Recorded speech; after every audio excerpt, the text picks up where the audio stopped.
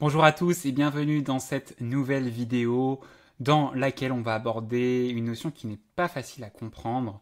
On va aborder ensemble le concept des ordonnances qui sont prévues par l'article 38 de la Constitution. Qu'est-ce que c'est tout d'abord qu'une ordonnance? On verra ensuite quelle est la valeur des ordonnances. Une ordonnance, c'est un texte, c'est un acte qui est pris par le pouvoir exécutif, le gouvernement, dans des matières qui relèvent normalement du domaine de la loi. Domaine de la loi qui est fixé par l'article 34 de la Constitution. L'article 34 de la Constitution nous donne un certain nombre de matières dans lesquelles seul le Parlement peut agir, c'est le domaine de la loi, et le pouvoir exécutif va, grâce à l'ordonnance, être autorisé à agir dans ces matières qui normalement relèvent du domaine de la loi de l'article 34. Et ces ordonnances sont prévues par l'article 38 de la Constitution qu'on va lire ensemble. Le gouvernement peut, pour l'exécution de son programme, demander au Parlement l'autorisation de prendre par ordonnance. Donc ce qui est important, c'est que le gouvernement demande l'autorisation au Parlement, demande au Parlement l'autorisation de prendre par ordonnance, pendant un délai limité, des mesures qui sont normalement du domaine de la loi. Normalement, on a une séparation stricte entre le domaine de la loi, article 34, et le domaine du règlement, le domaine du gouvernement en quelque sorte, l'article 37. Le domaine de la loi, c'est les différentes matières dans lesquelles seul le Parlement peut agir. L'article 37, on nous dit tout ce qui n'est pas du domaine de la loi, c'est du domaine du règlement. Et donc, le gouvernement peut être autorisé par le Parlement à prendre par ordonnance des mesures qui sont normalement du domaine de la loi. Les ordonnances sont prises en Conseil des ministres après avis du Conseil d'État. Elles entrent en vigueur dès leur publication, mais deviennent caduques si le projet de loi de ratification n'est pas déposé devant le Parlement avant la date fixée par la loi d'habilitation. Elles ne peuvent être ratifiées que de manière expresse, on le verra, par une loi de ratification. Et à l'expiration du délai mentionné au premier alinéa du présent article, les ordonnances ne peuvent plus être modifiées que par la loi dans les matières qui sont du domaine législatif. Donc on va un peu dégrossir tout ça parce que c'est un peu complexe. Qu'est-ce que c'est que quelle est la procédure pour adopter une ordonnance? La première étape, on l'a vu, c'est que le gouvernement va demander au Parlement d'adopter ce que l'on appelle une loi d'habilitation. Par cette loi d'habilitation, le Parlement va autoriser le gouvernement à agir dans le domaine de la loi. Puisque, on l'a vu, l'ordonnance, le principe de l'ordonnance, c'est que le Parlement doit autoriser le gouvernement à agir dans son domaine, à agir dans le domaine de la loi de l'article 34. Et ça c'est très important, la loi d'habilitation va alors prévoir un double délai, va prévoir 2 délais. Elle va alors prévoir, cette loi d'habilitation, elle va prévoir 2 délais. Premier délai, le délai dans lequel le gouvernement est autorisé à prendre les mesures par voie d'ordonnance. C'est-à-dire qu'il va fixer un délai, et dans ce délai, le gouvernement est autorisé à prendre ces mesures-là par voie d'ordonnance. Premier délai. Et deuxième délai, qui est fixé par la loi d'habilitation, et ça c'est très important que vous compreniez ça pour la suite, le délai dans lequel un projet de loi de ratification des ordonnances doit être déposé par le gouvernement. Puisque l'ordonnance, on va le voir, pour qu'elle ait une valeur de loi, eh bien l'ordonnance doit être ratifiée, doit faire l'objet d'une loi de ratification par le Parlement. Concrètement, une loi qui dit que, ok, on valide l'ordonnance qui a été prise. D'accord? Eh bien, la loi d'habilitation, qui est au tout début, qui autorise le gouvernement à agir dans le domaine de la loi, cette loi d'habilitation va prévoir 2 délais. Un premier délai dans lequel le gouvernement est autorisé à prendre les mesures par voie d'ordonnance, ok? Et surtout, deuxième délai dans lequel le gouvernement doit déposer un projet de loi pour ratifier les ordonnances. D'accord? Il fixe 2 délais. Donc on a vu, la première étape, c'est cette loi d'habilitation, avec cette histoire des doubles délais qui seront très importantes pour la suite. Deuxième étape, l'adoption de l'ordonnance. Une fois que la loi d'habilitation est adoptée par le Parlement, le gouvernement est autorisé donc à agir dans le domaine de la loi, et il doit alors adopter l'ordonnance dans le délai qui lui est imparti. C'est dans ce premier délai. L'ordonnance est alors délibérée en Conseil des ministres, puis signée par le président de la République. Troisième étape, parce que pour que l'ordonnance ait valeur de loi, pour qu'elle ait valeur législative, l'ordonnance doit être ratifiée. Elle doit donc faire l'objet d'une ratification, d'une loi de ratification par le Parlement. Et donc, l'ordonnance doit faire l'objet d'une ratification dans le délai prévu par la loi d'habilitation. On l'a vu, la loi d'habilitation prévoit 2 délais, si je reviens un peu en arrière. La loi d'habilitation prévoit 2 délais. Premier délai, le délai dans lequel le gouvernement est autorisé à prendre des mesures par voie d'ordonnance. Donc ça, c'est quand il va adopter l'ordonnance. Et deuxième délai, délai dans lequel il doit déposer un projet de loi de ratification de l'ordonnance. Et donc, avec la loi de ratification, l'ordonnance doit faire l'objet d'une ratification dans le délai prévu par la loi d'habilitation, sinon cette ordonnance devient caduque. Et donc le Parlement doit adopter une loi de ratification pour, en quelque sorte, valider l'ordonnance qui a été prise. Un exemple d'ordonnance avec ce qui s'est passé avec la réforme du droit des contrats, puisque le droit des contrats français a été réformé de manière importante par une ordonnance du 10 février 2016. Le droit des contrats, c'est droit des obligations, c'est 2e année de droit. Et le droit des contrats français a été réformé de manière importante par une réforme, donc une ordonnance du 10 février 2016. Bon, il y a plein d'autres exemples d'ordonnances, mais je vous en donne un que vous allez rencontrer forcément au cours de votre cursus juridique. Et cette ordonnance a été précédée par l'adoption par le Parlement d'une loi d'habilitation du 16 février 2015. Et l'ordonnance a ensuite été ratifiée par une loi de ratification du 20 avril 2018. Donc, chronologiquement, on a d'abord la loi d'habilitation du 16 février 2015 qui autorise le gouvernement à réformer le droit des contrats. Ensuite, on a l'ordonnance en tant que telle du 10 février 2016 qui réforme le droit des contrats. Et puis, on a la loi de ratification du 20 avril 2018 qui confirme en quelque sorte l'ordonnance de 2016 et qui apporte quelques toutes petites modifications à l'ordonnance.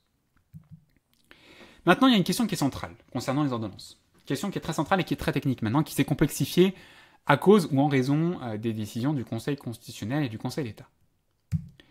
Mais avant de parler de la valeur des ordonnances, si vous voulez apprendre et réviser efficacement votre cours de droit constitutionnel, d'introduction au droit ou même de droit administratif, vous avez mon pack intégral de fiches de cours. Je vous mets les liens en description qui correspondent à chacune des matières.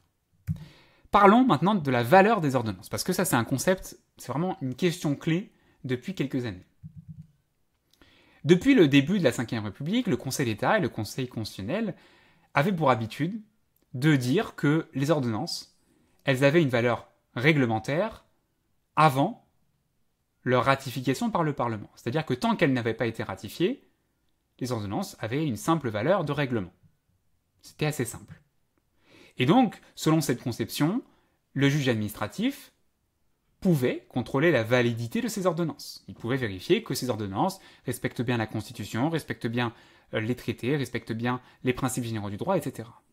Donc le juge administratif, il pouvait vérifier que ces ordonnances qui avaient valeur réglementaire respectaient les normes supérieures. Donc ça a été longtemps la position, on va dire, de la jurisprudence qui disait que les ordonnances ont une simple valeur réglementaire tant qu'elles n'ont pas été ratifiées par le Parlement. Et donc une fois qu'elles ont été ratifiées, elles ont valeur de loi.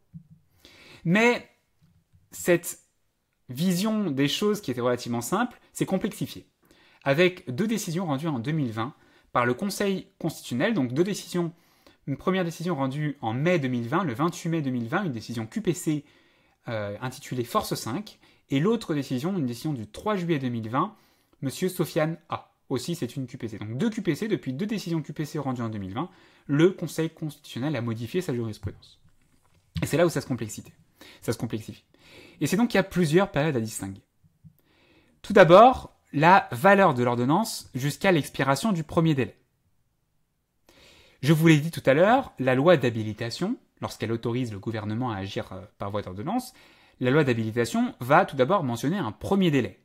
C'est le délai dans lequel le gouvernement peut prendre certaines mesures par voie d'ordonnance. D'accord ? Il a un délai pour prendre ces mesures par voie d'ordonnance. Et une fois l'ordonnance publiée et jusqu'à l'expiration de ce premier délai, l'ordonnance a une valeur de règlement. D'accord ? Jusqu'à l'expiration de ce premier délai, l'ordonnance a une valeur de règlement. Ça veut dire qu'elle peut être modifiée, éventuellement, l'ordonnance, par le gouvernement, et aussi, elle peut être annulée par le juge administratif. C'est-à-dire qu'on peut attaquer cette ordonnance qui a une simple valeur de règlement, puisqu'on attaque le règlement ici, et vu que c'est un règlement, on l'attaque devant le juge administratif, et donc ce juge administratif peut annuler éventuellement cette ordonnance. Donc ça, c'est la valeur de l'ordonnance jusqu'à l'expiration du premier délai, c'est-à-dire le délai dans lequel le gouvernement est autorisé à prendre certaines mesures par voie d'ordonnance. Là où ça se complexifie, c'est maintenant. Quelle est la valeur de l'ordonnance jusqu'à l'expiration du deuxième délai? Je rappelle ce que c'est que le deuxième délai. Le deuxième délai mentionné dans la loi d'habilitation, c'est le délai dans lequel le gouvernement doit déposer un projet de loi de ratification de l'ordonnance. C'est-à-dire qu'il a un certain délai pour déposer un projet de loi de ratification de l'ordonnance. Et jusqu'à l'expiration de ce deuxième délai, l'ordonnance a toujours valeur de règlement. D'accord? Tant que le gouvernement n'a pas déposé son projet de loi de ratification de l'ordonnance, eh bien, l'ordonnance a toujours valeur de règlement. Et ça veut dire que l'ordonnance peut être contestée devant le juge administratif. Par contre, le gouvernement ne peut plus modifier, ne peut plus procéder à la modification de l'ordonnance, puisque le délai est expiré, le premier délai est expiré. D'accord?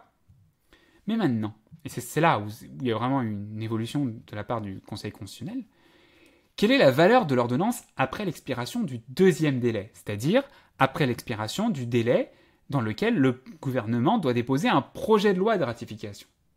Là, on a dépassé le délai dans lequel le gouvernement avait pour déposer le projet de loi de ratification. On l'a dépassé. Quelle est la valeur de l'ordonnance? C'est simple. Tout d'abord, si le gouvernement n'a pas déposé de projet de loi de ratification dans le délai prévu, l'ordonnance est caduque. C'est ce que dit la Constitution. Hein. Si le gouvernement n'a pas déposé le projet de loi de ratification dans le délai prévu, l'ordonnance est caduque. En revanche, et c'est là où ça se complexifie, si le gouvernement a déposé le projet de loi de ratification dans le délai prévu. Donc on imagine que le gouvernement a fait les choses bien, a déposé le projet de loi de ratification dans le délai prévu. Il y a 3 situations qui peuvent se présenter. Première situation, le Parlement refuse la loi de ratification. C'est assez rare, mais le Parlement refuse la loi de ratification, donc l'ordonnance devient caduque, puisque le Parlement a refusé la loi de ratification. Deuxième situation, assez simple, le contraire, le Parlement ratifie l'ordonnance. Et donc, à partir du moment où le Parlement ratifie l'ordonnance acquiert valeur de loi. Et vu qu'elle acquiert valeur de loi, elle monte dans la hiérarchie des normes, et donc la constitutionnalité de la loi, c'est le contrôle de constitutionnalité de la loi. D'accord, hein, c'est plus le juge administratif avec le contrôle de constitutionnalité des règlements.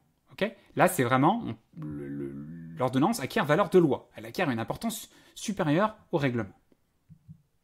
Mais la question qui s'est posée, c'est une troisième situation qui est un peu intermédiaire. Qu'est-ce qui se passe si le projet n'est jamais discuté par le Parlement? C'est-à-dire que le projet n'est pas inscrit à l'ordre du jour. Ok, le projet de loi a été déposé dans le délai prévu par la loi d'habilitation. Ça, c'est cool. Mais qu'est-ce qui se passe si le projet déposé n'est jamais discuté par le Parlement? Eh bien, l'ordonnance, elle continue d'être en vigueur, mais elle a une double nature, cette ordonnance. Et ça, c'est la décision du Conseil constitutionnel, donc force 5 du 28 mai 2020, qui nous dit que, une fois le délai d'habilitation expiré, les dispositions de l'ordonnance qui relèvent du domaine de la loi, donc vraiment uniquement les dispositions de l'ordonnance qui relèvent du domaine de la loi, sont des dispositions législatives. Par conséquent, vu que ce sont des dispositions législatives, leur conformité aux droits et libertés que la Constitution garantit ne peut être contestée que par une QPC. Donc on peut attaquer à travers une QPC. La QPC, c'est pas possible pour attaquer un règlement. La QPC, c'est uniquement pour la loi. Et donc là, on nous dit que on est dans la situation où le projet de loi de ratification a été déposé dans le délai prévu, mais ce projet de loi n'est jamais discuté par le Parlement. Et donc, une fois que le délai d'habilitation est expiré, les dispositions de l'ordonnance qui relèvent du domaine de la loi, ce sont des dispositions qui ont valeur de loi.